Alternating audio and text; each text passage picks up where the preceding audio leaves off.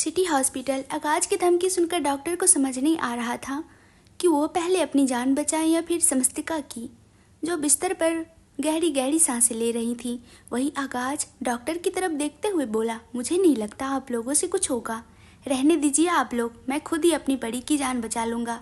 उसकी बात सुनकर डॉक्टर हैरान रह गए, क्योंकि जहाँ तक वो जानते थे पेशेंट का नाम तो समस्तिका था, ना कि परी। वो लोग आगाज की तरफ देखते ही रह गए और आगाज आगे की तरफ आया और उसने समस्तिका को अपने सीने से लगा लिया। समस्तिका के चेहरे पर ऑक्सीजन मास्क लगा हुआ था जो बीच में अटक रहा था, लेकिन आगाज ने अचानक ही उस मास्क को भी निकाल दिया। वो समस्तिका को अपने सीने से लगाते हुए बोला, अगर तुम मुझे छोड़कर गई ना तो देख लेना, मैं कभी तुम्हें माफ़ नहीं करूँगा और आस्तिक वो भी तुम्हें कभी माफ़ नहीं करेगा। मुझे छोड़कर तो तुम बेशक से चली जाओ, मुझे कोई फ़र्क नहीं पड़ेगा, लेकिन आस्तिक, कम से कम उसके बारे में तो सोचो। कैसी माँ हो तुम जो अपने मासूम बच्चे को छोड़कर जा रही हो? शर्म नहीं आ रही क्या तुम्हें? एक बार तुम होश में आ जाओ, उसके बाद देखना मैं तुम्हारा क्या हाल करता हूँ। गिन गिन कर बदला लूँगा मैं तुमसे। ये बोलते हुए उसकी आवाज़ काँप रही थी और उसके हाथ लगातार समस्तिका के पीठ पर कसते ही जा रहे थे। उसे खुद समझ नहीं आ रहा था कि उसे समस्तिका को परी कहकर क्यों बुलाया। शायद उसे अभी इस बात का आभास भी नहीं हुआ था। वहीं दूसरी तरफ समस्तिका की हार्ट बीट अब एक बार फिर से नॉर्मल होने लगी थी।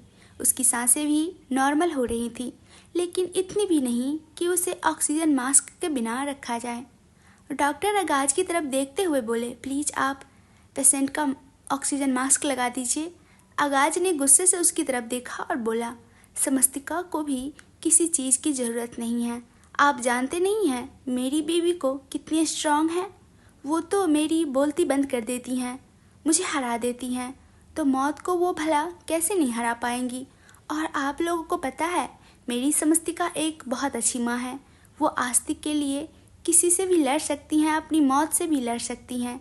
ये बोलते हुए अब उसने समस्तिका को खुद से अलग कर उसका चेहरा अपने हाथों में थाम लिया था। समस्तिका का खूबसूरत सा चेहरा एकदम पीला पड़ चुका था। उसके होठ बिल्कुल पपड़ी की तरह सूख चुके थे। उसे यूँ देखकर आगाज का कलेजा फट रहा था। उसने एक बार फिर से समस्तिका को अपने सीने से लगा लिया। वो खुद नहीं समझ पा रहा था कि उसे हो क्या रहा है। एक तरफ उसके इमोशंस कंट्रोल नहीं हो रहे थे, वहीं दूसरी तरफ उसे खुद पर भी गुस्सा आ रहा था और समस्तिका पर भी, जो अभी भी जिद थाम कर बैठी थी।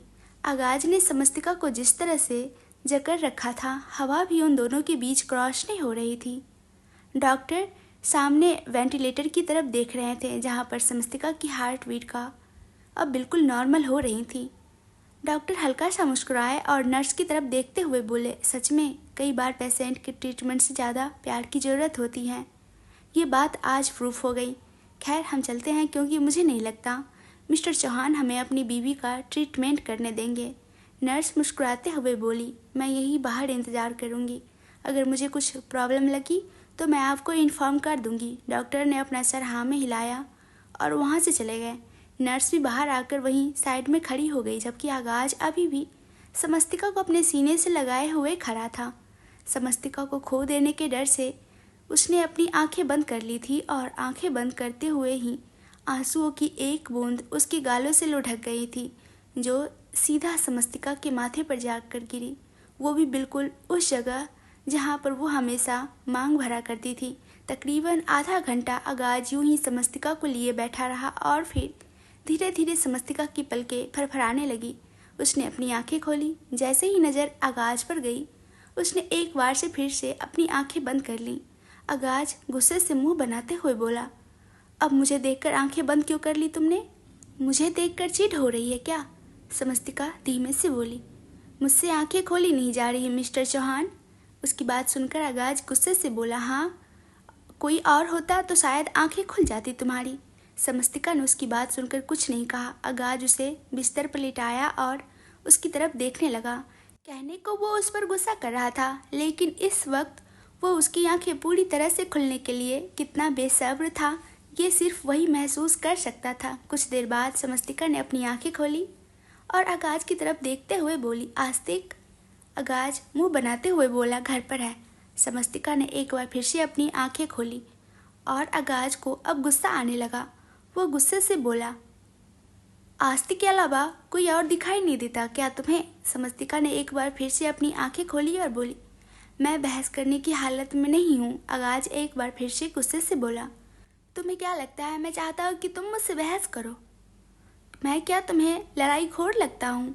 मैं लड़ाई खोर नहीं हूँ, लड़ाई खोर तुम हो। समस्तिका धीरे से बोली, ठीक है, मैं खुद को लड़ाई खोर मान लेती हूँ। आगाज गुस्से से बोला, मुझ पर एहसान कर रही हो क्या ये बात मानकर? समस्तिका ने मायूसी से कहा, आप चाहते क्या है? आगाज गुस्से से बोला, तुम्हें मैं इतना मतलबी लगता हूँ कि तुम्हारी इस हालत में भी अपना कोई मतलब निकालूंगा, अपनी कोई चाहत पूरी करवाना चाहूँगा। समस्तिका अब धीरे से बोली, मैं सो जाऊँ? आगाज गुस्से से बोला, यहाँ पर मैं तुम्हारे लिए पागल हो रहा हूँ और तुम्हें सोने की पड़ी है। समस्तिका उठने की कोशिश करते हुए बोली, ठीक है, मैं उठ जाती हूँ। आगाज गुस्से से बोला, फालतू ड्रामा मत करो। समस्तिका ने अब कुछ नहीं कहा और अपनी आंखें बंद कर ली। आगाज एक बार फिर से गुस्से से बोला, मेरा दिमाग मत खराब करो। समस्तिका मुस्कुराई और आगाज की तरफ देखते हुए बोली, मैं ठीक हूँ। आगाज ने अजीब सा मुंह बनाया। समस्तिका फिर से मुस्कुराकर बोली, गुस्सा तो मुझे आप पर करना चाहिए कि आपने मेरा एक्सीडेंट कर दिया और मेरा सर फोड़ दिया आपने, लेकिन कोई बात नहीं, वो गुस्सा मैं बात के लिए बचा कर रख लेती हूँ। आगाज झट से बोला, इतनी औकात नहीं है तुम्हारी कि तुम मुझ पर गुस्सा दिखा सको। समस्तिका हंसी और बोली, मिसेज चौहान हूँ मैं। आगाज मुंह बनाकर बोला, मैं नहीं मानता। समस्तिका मुस्कुराकर बोली, तो फिर यहाँ पर क्या कर रहे हैं? चले जाइए ना यहाँ से। समस्तिका की बात सुनकर अब आगाज और भी ज़्यादा गुस्से से बोला, तुम मुझे बताओ कि मुझे यहाँ पर रुकना चाहिए या फिर नहीं? समस्तिका एक बार फिर से हंसने लगी। इस बार हंसते हंसते उसने अपनी आंखें बंद कर ली। शायद समस्तिका को इस हालत में देखकर आगाज अपने इमोशंस कंट्रोल नहीं कर पा रहा था, इसलिए ऐसी बहकी बहकी बातें कर रहा था। वही आगाज कुछ देर उसे यूं देखता रहा और फिर जब उसे महसूस हुआ कि समस्तिका गहरी नींद में वापस सो चुकी हैं, तो उसने एक राहत की सांस ली और समस्तिका से अलग होकर अपने सामने लगे सोफे पर आकर बैठ गया। अब वो खुद को समझने की कोशिश कर रहा था कि आखिर उसे हुआ क्या है, वो कैसे वियर्ड बिहेव कर रहा है। जब उसने महसूस किया कि समस्तिका को होश में लाने के लिए उसने किस तरह से बातें की, तो वो खुद से ही बोला, पता नहीं मैंने वो सारी बकवास क्यों की। मुझे इस लड़की से कोई फ़र्क नहीं पड़ता, इसे क्या होता है और क्या नहीं, आई जस्ट वांट केयर। मुझे बस इसकी रियलिटी पता लगानी है ताकि मैं इसे घर से बाहर निकाल सकूं, इसके अलावा और कुछ नहीं। मुझे इससे कोई लेना देना नहीं है। ये बोलते हुए वो खुद की फीलिंग्स को एक्सेप्ट करने की नाकाम कोशिश कर रहा था, लेकिन तभी अचानक से उसका ध्यान ड्रिप पर गया जो समस्तिका को लगी हुई थी और वो खत्म हो रही थी। वो तुरंत अपनी जगह से उठा और बाहर नर्स की तरफ भागा। नर्स वहीं पर खड़ी थी। आगाज जल्दी से बोला, ड्रिप खत्म होने वाली है, प्लीज़ आप उसे चेंज कर दीजिए। नर्स अंदर की तरफ आई। आगाज ने अब एक बार फिर से खुद पर गुस्सा करते हुए बोला, ये मैं पागल हो गया हूँ क्या? इसकी ड्रिप खत्म हो गई है तो मुझे क्या लेना देना? ओह गॉड, पक्का इस लड़की ने मुझ पर कोई जादू टोना किया है, लेकिन एक बार इसके अगेंस्ट कोई मुझे प्रूफ मिल जाए इसके जादू टोने की। मैंने इसके मुंह पर ना फेंक मारा तो मेरा नाम भी आगाज चौहान नहीं। अभी वो बोल ही रहा था कि उसके आदमी रघु का कॉल आया। आगाज ने तुरंत रघु का कॉल रिसीव किया और बातें करते हुए बाहर की तरफ आ गया। जैसे ही उसने रघु की बात सुनी, उसका चेहरा गुस्से से कांपने लगा। वह गुस्से से कांपते हुए बोला, व्हाट द हेल। रघु ने सामने से डरते हुए एक बार फिर से कुछ कहा, जिसे सुनकर अब आगाज ने तुरंत कॉल डिस्कनेक्ट कर दिया। वो तेज कदमों से वापस समस्तिका के वार्ड की तरफ आया, जहाँ पर अब उसके एक बार फिर से अपनी आंखें खोल दी थी। नर्स ने ड्रिप लगा दी थी और वो वापस वार्ड से बाहर चली गई। आगाज समस्तिका के सामने आकर खड़ा हुआ और गुस्से से समस्तिका की तरफ देखते हुए बोला, कौन हो तुम? समस्तिका चौंकते हुए बोली, अभी थोड़ी देर पहले तो मैंने आपको बताया कि मैं मिसेज चौहान हूँ, एक बार फिर से क्यों पूछ रहे हैं? आगाज गुस्से से गहरी सांसें लेकर बोला, बकवास बंद करो और मुझे वो रियलिटी बताओ जो सच में है तुम्हारी पहचान। उसका सवाल सुनकर समस्तिका का दिल जोरों से धक धक करने लगा। डर से उसकी हालत खराब होने लगी थी। वही आगाज बिल्कुल उसके करीब आया और बोला, कुछ छिपाने की कोशिश मत करना, वरना बहुत पछताओगी। उसकी बात सुनकर अब समस्तिका की हालत और भी ज़्यादा खराब होने लगी थी। वहीं आगाज का चेहरा गुस्से से काँप रहा था और उसकी मुठ्ठियाँ कसी हुई थीं। चेहरे की नसें ऊपर तक उभर रही थी। समस्तिका हड़बड़ा कर बोली, वो मैं। आगाज के सवाल पर समस्तिका हैरान रह गई थी। उसे कुछ समझ नहीं आ रहा था कि वो आगाज को क्या जवाब दे। जिस तरह से आगाज सवाल कर रहा था, ऐसा लग रहा था जैसे उसे सच में सब पता चल गया हो। इसलिए वो हड़बड़ा कर बोली, वो इससे आगे कुछ बोलती उससे पहले ही अचानक ही वार्ड का दरवाज़ा खुला और आस्तिक भागता हुआ अंदर की तरफ आया। उसके साथ ही वैष्णवी जी भी थी। उन दोनों को वहाँ पर देखकर आगाज और समस्तिका दोनों की आंखें बड़ी हो गई। आगाज हैरानी से वैष्णवी जी की तरफ देखते हुए बोला, आप यहाँ पर मॉम?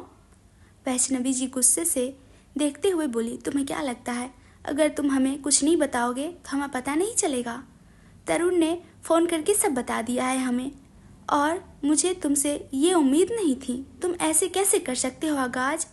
जिस वक्त पर समस्तिका को सबसे ज़्यादा हमारी ज़रूरत है, उस वक्त पर तुम हमें इसके बारे में कुछ बता नहीं रहे। अगर उसे कुछ हो जाता तो? उसकी बात सुनकर आगाज कुछ बोल नहीं पाया। आस्तिक समस्तिका के पास आया और उसके बेड पर चढ़कर उसका चेहरा हाथों में थाम कर बोला, आप ठीक तो है ना माँ?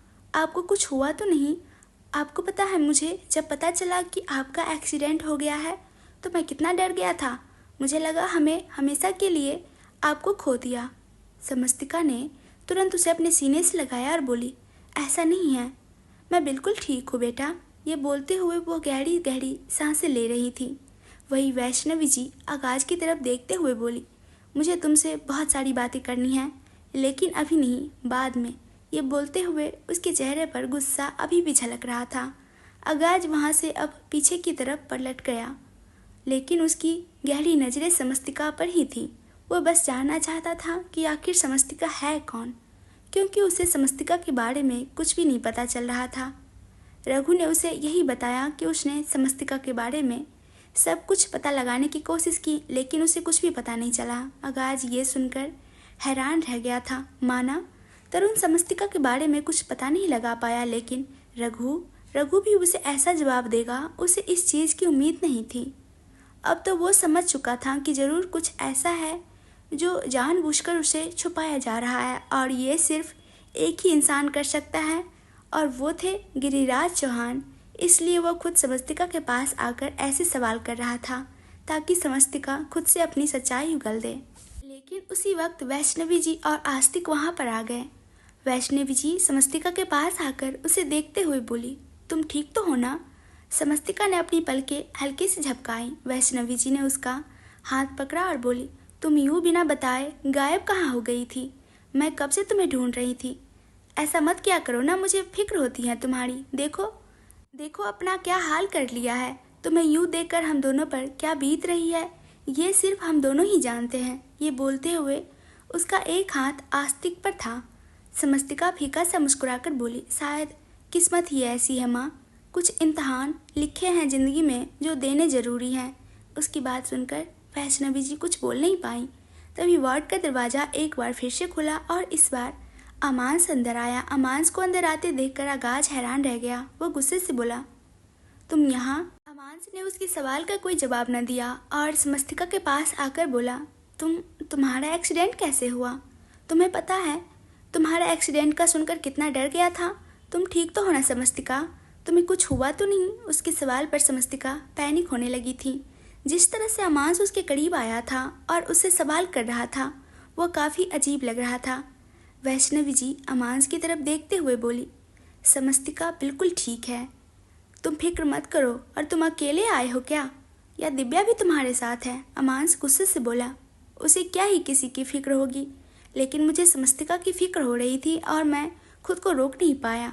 आपने डॉक्टर से बात की क्या? डॉक्टर ने क्या कहा? समस्तिका को कोई प्रॉब्लम तो नहीं है ना? खतरे वाली कोई बात नहीं है ना? आगाज तुरंत बोला, तुम्हें मेरी बीवी की फिक्र करने की ज़रूरत नहीं है, मैं हूँ उसके पास। डॉक्टर से कब और क्या कैसे बातें करनी है ये मैं खुद देख लूँगा। तुम अपनी ये फिक्र अपने पास रखो या फिर अपनी बीवी को जाकर बताओ, यहाँ पर इसकी ज़रूरत नहीं है। अगाज की बात सुनकर अब अमांस गुस्से से उसकी तरफ देखा और बोला, मैं तुमसे बात नहीं कर रहा। अगाज फटाक से बोला, लेकिन मैं तुमसे ही बातें कर रहा हूँ।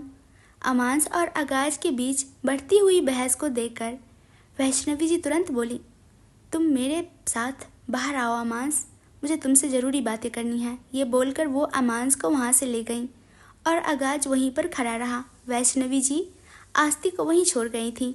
आस्तिक अब अगाज के पास आया और शिकायती लहजे से बोला, आपने मुझसे झूठ क्यों बोला डैड?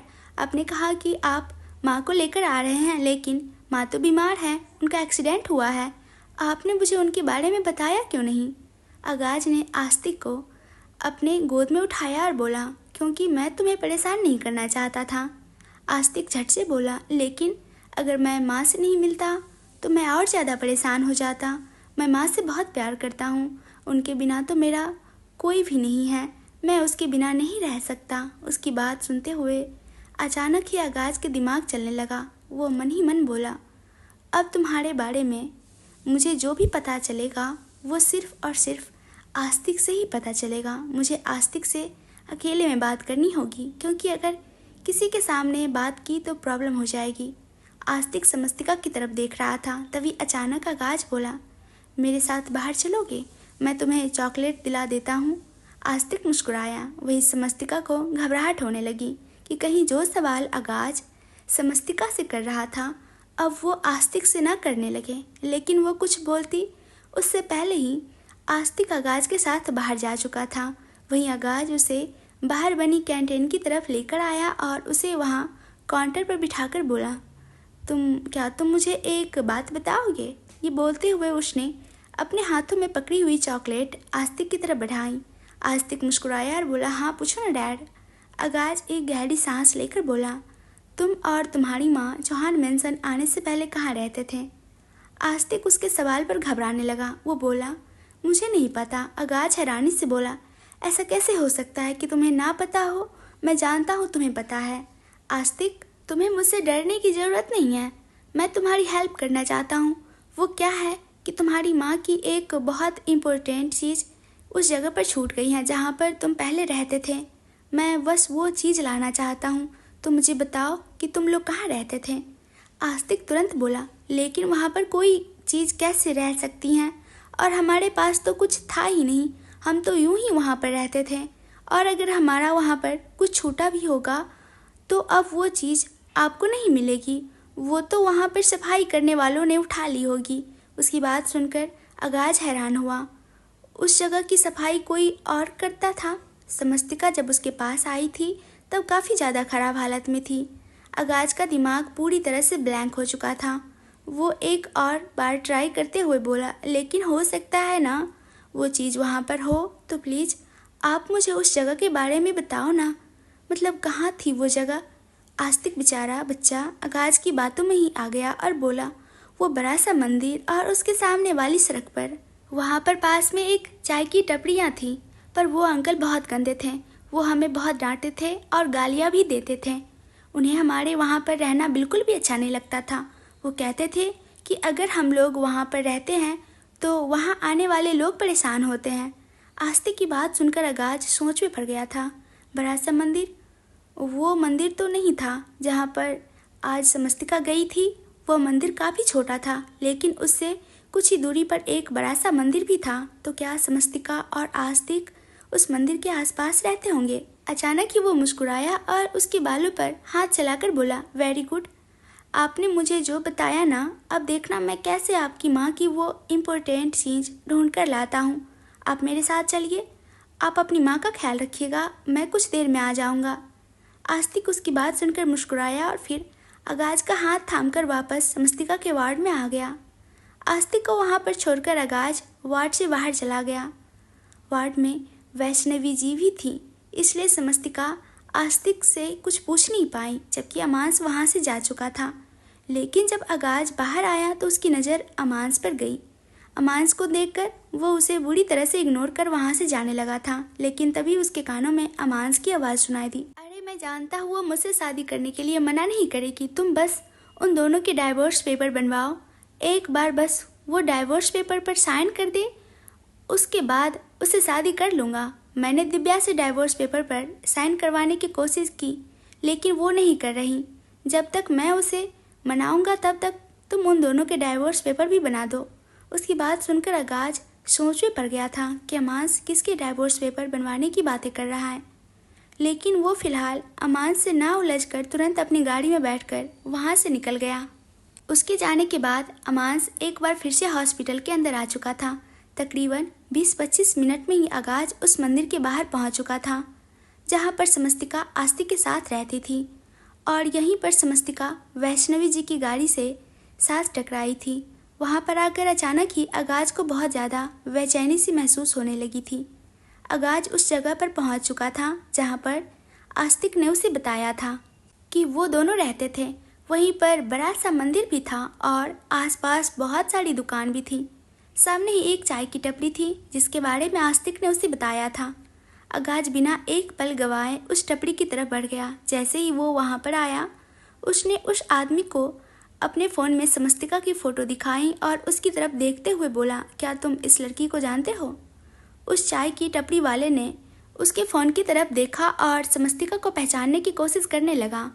वो समस्तिका को देखते ही पहचान गया था, लेकिन अचानक उसके चेहरे के एक्सप्रेशन चेंज हो गए। आगाज उसके एक्सप्रेशन बहुत अच्छी तरह से नोटिस कर रहा था। वो तुरंत हड़बड़ा कर बोला, नहीं नहीं, मैं इस लड़की को नहीं जानता। ये लड़की यहाँ पर नहीं रहती। आगाज की भौहें तन गई। उसने तो उसे ये पूछा भी नहीं था कि वो लड़की यहाँ पर रहती है या नहीं। उसने तो बस ये पूछा था कि वो उस लड़की को जानता है या नहीं। उसने तुरंत उस चाय वाले को उसके गिरबान से पकड़ा और बोला, झूठ बोलने की कोशिश मत करो। मैं बहुत अच्छी तरह से जानता हूँ कि तुम इस लड़की को जानते हो। मुझे बताओ, ये लड़की यहाँ पर कहाँ रहती थी? इसका घर कहाँ है? इसके साथ कौन कौन रहता था? इसकी फैमिली में कौन कौन है? और ये यहाँ पर क्या करती थी? वो चाय वाला उसका सवाल सुनकर हैरान रह गया। वो एक बार फिर से हड़बड़ाते हुए बोला, अरे मैंने कहा ना, मैं इस लड़की को नहीं जानता। तो फिर तुम बार बार मुझसे क्यों पूछ रहे हो? अजीब गुंडागर्दी है। पैसे वाले हो इसका मतलब ये नहीं कि मेरे साथ ज़बरदस्ती करोगे। जब मैं किसी को जानता नहीं तो मैं उसके बारे में तुम्हें क्यों बताऊं और क्या बताऊं? आगाज ने एक झटके से उस चाय वाले को छोड़ दिया था। वो गुस्से से कांपते हुए बोला, इस लड़की के बारे में तो मैं पता लगा कर ही रहूँगा। अगर ये लड़की यहीं कहीं की हुई ना तो मैं तुम्हें छोड़ूंगा नहीं। ये बोलकर वो वहाँ से दूसरी दुकान की तरफ चला गया। उसने वहाँ पर भी आकर समस्तिका की फ़ोटो दुकानदार को दिखाई और उससे भी समस्तिका के बारे में पूछने लगा, लेकिन किसी को भी समस्तिका के बारे में कुछ नहीं पता था। आगाज ने लगभग से 10 दुकानों से समस्तिका के बारे में पूछताछ कर ली थी। आगाज हैरान था कि ऐसे कैसे हो सकता है। अगर आस्तिक उससे झूठ बोल रहा होता तो वो उस मंदिर के बारे में और चाय की टपरियाँ के बारे में कैसे बताता? उसे ये सब भी कैसे पता होता? उसने अपने माथे पर अपना हाथ रख लिया और बोला, ऐसा हो ही नहीं सकता कि आगाज चौहान किसी के बारे में पता लगाना चाहे और उसे उस इंसान के बारे में कुछ भी पता ना लगे।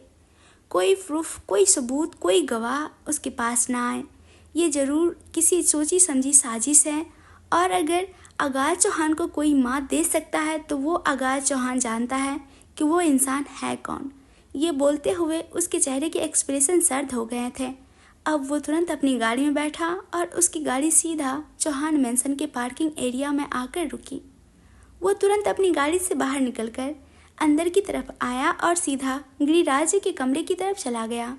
गिरिराज जी इस वक्त अपने बेड पर बैठे थे और अपने फ़ोन पर किसी से बातें कर रहे थे, लेकिन जैसे ही उन्होंने दरवाजे पर कदमों की आहट सुनी, उन्होंने तुरंत फ़ोन डिस्कनेक्ट कर दिया था।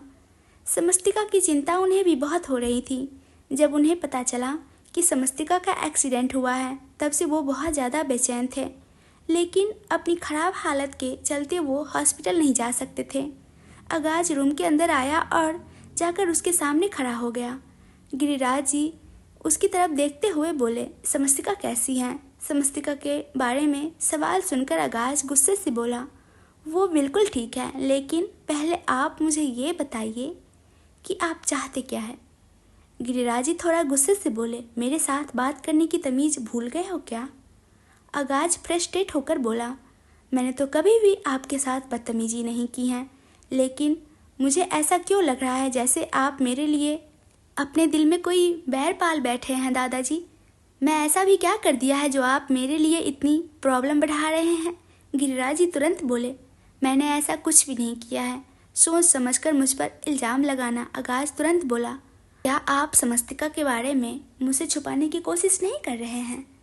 उसके सवाल पर गिरिराज जी के चेहरे के एक्सप्रेशन एकदम से बदल गए। उन्होंने एक पल के लिए अपना चेहरा दूसरी तरफ घुमा लिया। आकाश तुरंत बोला, आपका मुझसे नजरें चुराना बता रहा है कि आप मुझसे सिर्फ उसके बारे में छुपा नहीं रहे बल्कि बहुत कुछ छुपा रहे हैं, और मैं जानना चाहता हूँ कि ऐसा क्या है जो आप मुझे नहीं पता लगने देना चाहते हैं। आखिर आप चाहते क्या है? आप क्यों समस्तिका की सच्चाई मुझसे छुपा रहे हैं?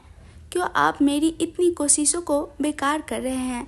गिरिराज जी ने उसकी तरफ देखा और बोले, मैंने ऐसा कुछ भी नहीं किया। आकाश तुरंत बोला, अगर ऐसा है तो आप मेरी कसम खाइए।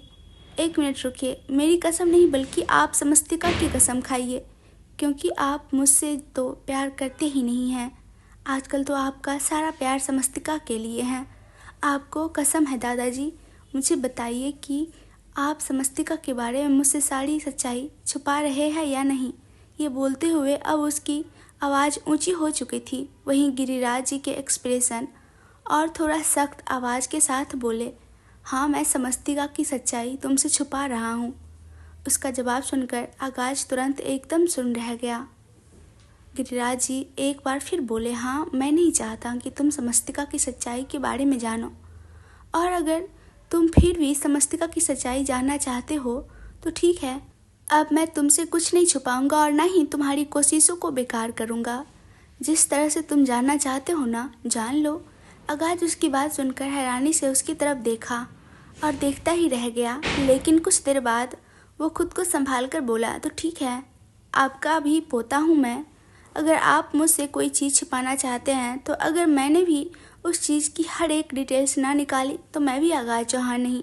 गिरिराज जी भी उसका जवाब सुनकर कुछ पल के लिए उसे देखते ही रह गए। आगाज भी उन्हें गहरी नज़रों से देख रहा था। अब वो तुरंत वहाँ से चला गया। इस वक्त उसके चेहरे पर बेहिसाब गुस्सा झलक रहा था। वो वापस अपनी गाड़ी में बैठकर चौहान मैंसन से जा चुका था और गिरिराज जी ने अपने माथे पर अपना हाथ रख लिया। वो खुद से ही बोले, अगर तुम्हें समस्तिका की सच्चाई पता चल गई तो शायद तुम समस्तिका को हमेशा के लिए छोड़ दोगे, और मैं नहीं चाहता अब वो बच्ची और ज़्यादा दुख झेले। मुझे नहीं पता मैंने तुम दोनों की शादी का फैसला क्या सोच कर लिया था। बस यही चाहता था कि इस घर का खून इस घर में रहे, और वो बच्ची जो अब इतना सब कुछ बर्दाश्त करती आई हैं उसे थोड़ी खुशियाँ मिल जाएं। लेकिन लगता है अब मैं भी कुछ नहीं कर सकता। ये बोलते हुए उनके चेहरे पर मायूसी झलक रही थी। वही आगाज गाड़ी ड्राइव कर रहा था। उसने जोर से अपना हाथ स्टीयरिंग पर मारा। फ्रस्ट्रेशन का लेवल इस वक्त उसका इतना हाई हो गया था कि उससे गाड़ी भी कंट्रोल नहीं हो रही थी, जो वो हद से ज़्यादा रफ ड्राइव कर रहा था। कुछ ही देर बाद उसकी गाड़ी हॉस्पिटल के बाहर पहुंची। वो समस्तिका की सच्चाई पता लगाना चाहता था। इसका मतलब ये नहीं था कि वो समस्तिका की फिक्र नहीं कर रहा था, या वो फीलिंग जो उसके दिल में समस्तिका के लिए थी वो ख़त्म हो गई थी। वो अभी भी बरकरार थी। वो जैसे ही समस्तिका के वार्ड के अंदर आया, उसकी आंखें बड़ी हो गई। उसके सामने अमांस अपने हाथों में खाने की ट्रे लेकर खड़ा था, जो वो समस्तिका के लेकर आया था। समस्तिका बेड पर उठकर बैठी हुई थी। शायद अमांस ने ही उसकी बैठने में हेल्प की थी।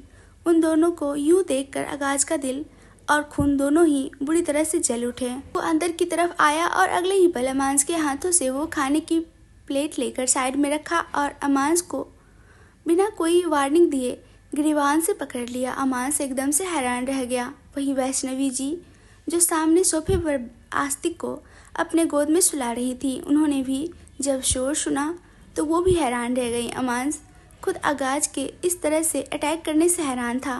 वो आगाज की तरफ देखते हुए बोला, ये तुम क्या कर रहे हो आगाज, छोड़ो मुझे। ये बोलते हुए वो आगाज को खुद से दूर धक्का दे रहा था, लेकिन आगाज रुक नहीं रहा था।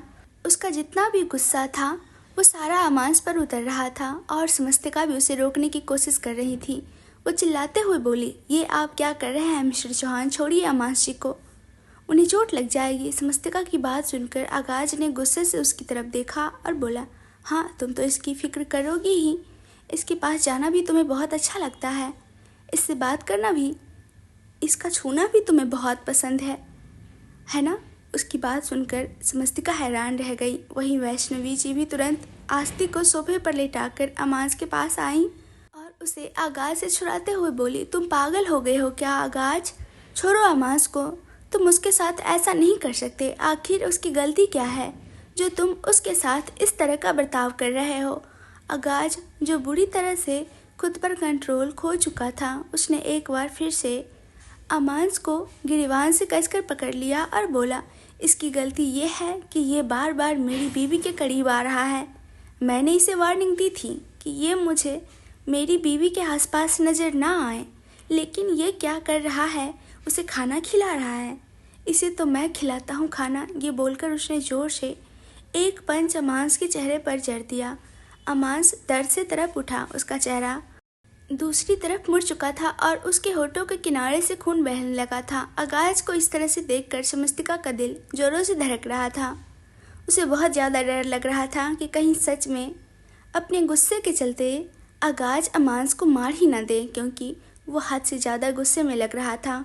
उसने बेड से उतरने की कोशिश की। उसका पूरा बदन दर्द से काँप रहा था, दर्द से तड़प रहा था, लेकिन उसने हिम्मत नहीं हारी और धीरे धीरे अपने कदम जमीन पर रखे। उसने खुद को गिरने से बचाने के लिए अपना हाथ बेड पर रख लिया था। उसकी सांसें गहरी होने लगी थी, लेकिन इस वक्त किसी का ध्यान उस पर नहीं था, क्योंकि वैष्णवी जी अमाज और आगाज को खुद एक दूसरे से अलग करने में लगी हुई थी, क्योंकि अब आगाज भी पागलों जैसा हो गया था। वो अमाज को लगातार मारे जा रहा था और अमाज भी आगाज को हिट करने की कोशिश कर रहा था। उसने एक जोरदार मुक्का आगाज के पेट में जड़ दिया था। आगाज को उसकी इस हरकत पर और भी ज़्यादा गुस्सा आया और अब उसने अमाज का सर अपने हाथों में पकड़ लिया था। उसके सर पर जोर से अपना सर मार दिया था, लेकिन अचानक ही किसी ने उसके कंधे पर अपना हाथ रखा और उसे पीछे की तरफ खींच लिया। वैष्णवी जी ने जैसे ही समस्तिका को देखा, वो हैरान रह गई। वो उसे संभालती उससे पहले ही आगाज ने तुरंत समस्तिका को संभाल लिया था, जो आगाज तक पहुंच गई थी, लेकिन अब खुद को संभाल नहीं पा रही थी और नीचे गिरने ही वाली थी। आगाज ने जैसे ही उसे संभाला, उसकी खुद की धड़कनें एकदम से रुक गईं।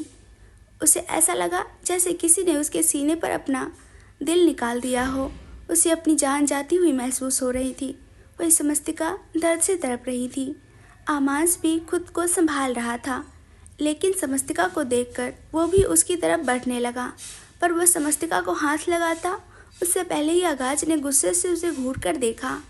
वैष्णवी जी ने जल्दी से आमाज को पीछे की तरफ कर दिया। उनकी खुद की भी सांसें फूल रही थी। अभी अभी उन्होंने जो देखा था, उन्होंने पहली बार नहीं देखा था। जब बचपन में अमाज आगाज की चीज़ लिया करता था, आगाज को ऐसे ही गुस्सा आता था और वो अमाज से अपनी चीज़ वापस छीन लिया करता था, लेकिन उस वक्त आगाज को इतना गुस्सा नहीं आया था जितना अब आ रहा था। आगाज ने पूरी तरह से समस्तिका को अपने गोद में उठाया और गुस्से से उसकी तरफ देखते हुए बोला, तुम्हें बेड से उतरने के लिए किसने कहा? समस्तिका, जिसकी आंखें लगभग से बंद हो रही थीं, वो आगाज की तरफ देखते हुए बोली, आपकी हरकतों ने मजबूर किया चौहान साहब। आगाज को उसके जवाब पर और भी ज़्यादा गुस्सा आया। वही वैष्णवी जी अब अमाज का हाथ पकड़कर उसे बाहर की तरफ ले गई थी। वो नहीं चाहती थी कि अब एक बार फिर से अमाज और आगाज हॉस्पिटल को किसी अखाड़े में बदल दे। वैसे भी सारा स्टाफ समस्तिका के वार्ड के बाहर जमा हो गया था। सब लोग उन्हें अजीब नज़रों से देख रहे थे। वही आगाज ने समस्तिका को बेड पर लिटाया और बोला, तकलीफ़ तो बहुत हो रही होगी ना? उस अमाज को इस तरह से देखकर बुरा लग रहा होगा। चाहती तो तुम होगी कि वो मुझ पर हावी हो, लेकिन ऐसा हो नहीं सकता कभी। आगाज चौहान को कोई हाथ नहीं लगा सकता, लेकिन आगाज चौहान दूसरों के हाथ तोड़ बहुत अच्छी तरह से सकता है। समस्तिका गहरी गहरी सांसें लेते हुए बोली, आपको इतना गुस्सा क्यों आ रहा है चौहान साहब? आखिर बात क्या है? उसका सवाल सुनकर आगाज गुस्से से बोला, ये सारा गुस्सा तुम्हारी वजह से है। उसका जवाब सुनकर समस्तिका हैरान रह गई। वो हैरान होकर बोली, लेकिन मैंने क्या किया है? आगाज कुछ बोलने को हुआ, लेकिन फिर अचानक से चुप हो गया। वो समस्तिका को बोलकर समस्तिका के मुंह से अब सच नहीं सुनना चाहता था, क्योंकि अब वो सारा सच खुद पता लगाना चाहता था। गिरिराज ने उसे चैलेंज दिया था ना, तो अब वो चैलेंज अपने हिसाब से जीतने वाला था।